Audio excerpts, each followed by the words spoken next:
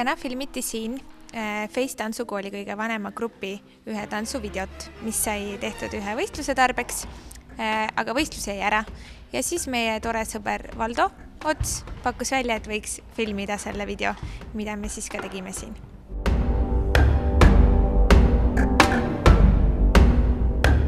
See video räägib sellest, kuidas nukunurgas ühed nukud ärkavad siis ellu ja millist õudust või milliseid tundeid see siis tekitab nii neis endis kui siis ka vaatajatele. Mida teie tantsukool endast kujutab? Face moe- ja tantsukool on huvialakool, mis pakub siis noortele võimalust enese tantsu- ja moealaseks arendamiseks ja meie tantsukoolis õpivad lapsed vanusest 5 aastat kuni 20 eluaastat.